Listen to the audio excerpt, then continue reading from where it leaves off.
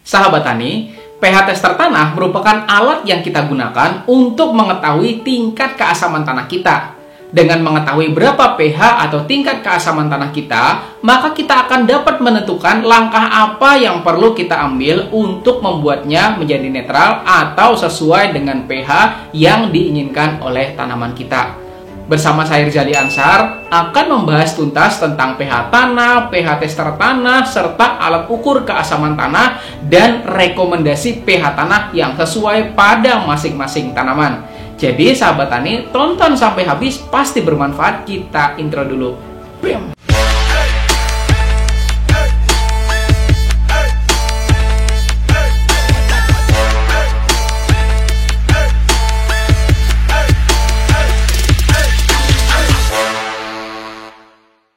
Buat sahabat tani yang baru pertama kali berkunjung ke channel ini, saya ucapkan selamat datang.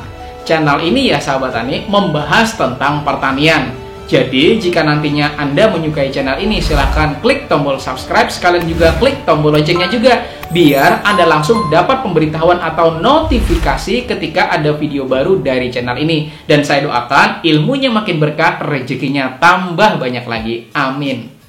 Tanah adalah media alami yang diperlukan dalam kegiatan pertanian kita. Tingkat kesuburan tanaman tergantung pada kemampuan tanaman dalam menyerap unsur hara yang tersedia di dalam tanah. Seperti yang sudah saya bahas pada video sebelumnya, bahwa setiap makhluk hidup itu pasti butuh makan, ya tidak? Begitu juga dengan tanaman. Cara tanaman mencari makan adalah dengan menggunakan akar tanaman itu untuk menembus setiap bagian-bagian yang ada pada tanah kita untuk menentukan nutrisi apa yang dia butuhkan, ya sahabat tani. Sejatinya, tanah yang cocok untuk ditanami adalah tanah yang mengandung banyak unsur hara dan mineral, ya sahabat tani. Kemudian memiliki tingkat kelembapan yang cukup tinggi juga. Kemudian bertekstur lempung atau tidak terlalu keras, ya sahabat tani, maupun tidak terlalu padat. Kemudian terdapat mikroorganisme yang hidup di dalamnya juga. Serta bukan termasuk tanah asam atau tanah yang ber-pH rendah. Dan juga bukan tanah yang ber-pH tinggi atau ber-pH basah. Dari semua ciri tersebut, tingkat keasaman atau pH pada tanahlah yang menjadi indikator apakah tanah tersebut layak untuk ditanami atau tidak, ya sahabat tani. Saya akan tunjukkan kepada Anda sebuah tabel tentang pH tanah, dan ini dia ya sahabat tani. Tabel ini bersumber dari Colorado State University ya sahabat tani, dan sekarang silakan sahabat tani lihat. Ketika pH tanah berada di angka di bawah 4,6, itu artinya terlalu asam bagi tanaman kita.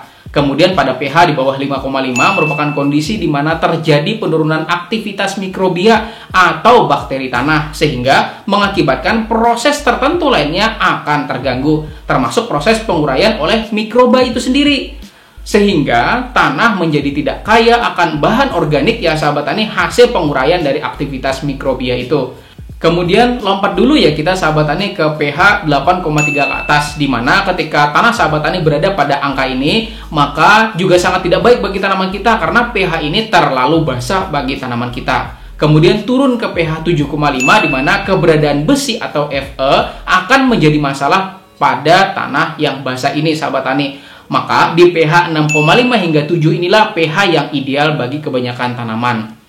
Pembahasan ini hanya gambaran singkat ya sahabat tani. Sebenarnya ada lagi pembahasan detailnya, yaitu pengaruh pH tanah bagi penyerapan unsur hara terutama pada tanaman. Tetapi materi ini sudah saya bahas tuntas loh sahabat tani pada video yang ini. Set. Dan video yang ini juga. Set. Oh, no. Dan video yang ini juga. Set. Maka bagi sahabat tani yang belum nonton, tonton ya setelah ini sahabat tani, oke?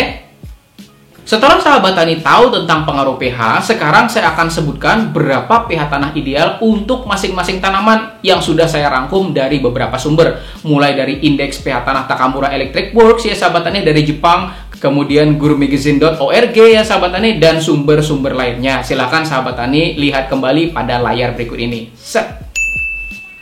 Kita mulai pada pH 4,0 sampai 6,0.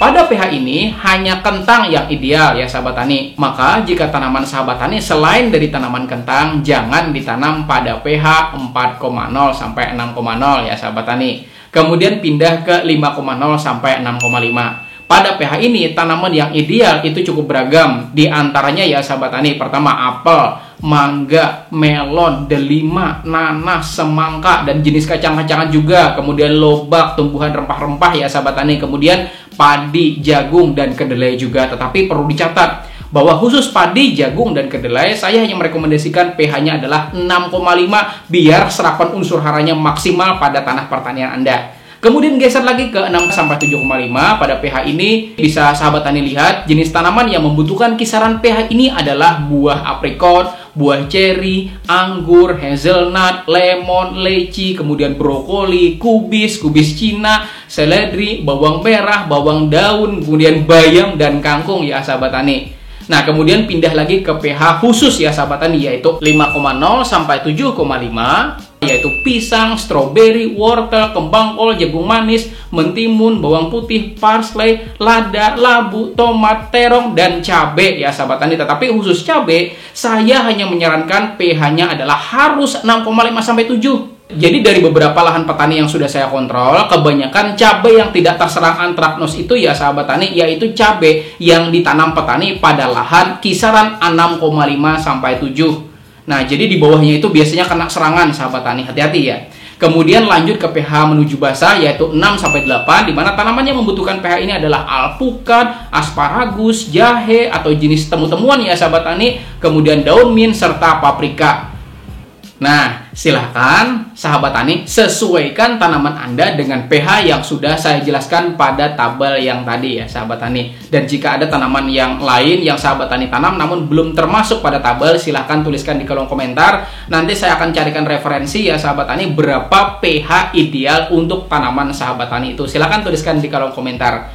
Nah, sebelum kita lanjut, saya mau ingatkan buat sahabat tani di sini yang belum subscribe, silahkan subscribe dulu channel ini, serta aktifkan loncengnya juga biar kalau ada video baru dari channel ini, Anda akan langsung dapat notifikasi atau pemberitahuannya. Dan saya doakan juga mudah-mudahan ilmu yang Anda dapati itu makin berkah dan rezekinya Anda juga tambah banyak lagi. Amin. Jadi setelah mengetahui pH tanah yang diinginkan tanaman kita, Anda mesti sesuaikan pH tanahnya ya sahabat tani. Saya sudah bahas dua buah pH tanah antara yang murah merek Triway Soil Meter dan VT05, dan saya lebih merekomendasikan VT05. Ada beberapa alasan ya sahabat tani kenapa saya lebih merekomendasikan VT05 dibanding Triway Soil Meter ini. Nah, dimulai dari Triway Soil Meter. Triway Soil Meter ini harganya cukup terjangkau, gak sampai Rp100.000, dan fungsinya ganda, yaitu pH, kelembapan, dan cahaya.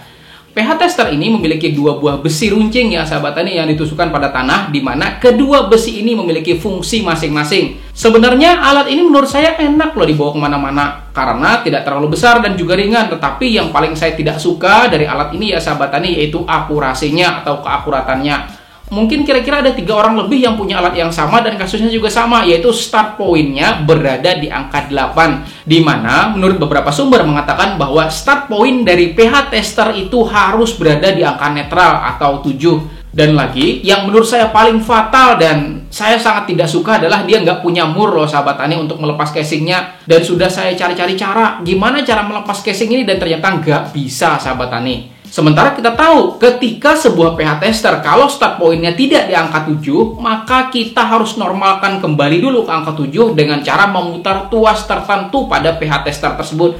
Tetapi pada tester warna hijau yang seperti ini itu tidak ada loh sahabat tani dan tidak bisa dibuka casingnya. Akhirnya ya nggak bisa dikalibrasi ya sahabat tani, dan ini menurut saya fatal dan paling saya tidak suka. Sedangkan VT05 merupakan alat pH tester yang waktu itu saya beli di Shopee ya sahabat tani dengan harga tidak sampai 500.000. Kalau sahabat tani mau beli silahkan, ada kok link pembeliannya di deskripsi.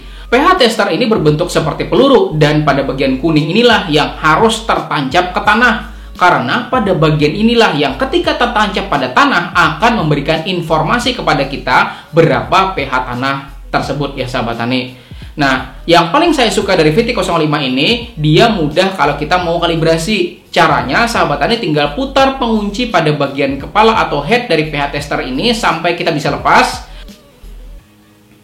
Kemudian kita congkel, bebas mau congkel pakai apa, baik pakai kuku kek, mau pakai alat lain, yang penting terbuka ya sahabat tani. Kemudian setelah terbuka, kemudian buka penutup jarumnya, lalu sesuaikan jarum pH tester ini ke angka 7.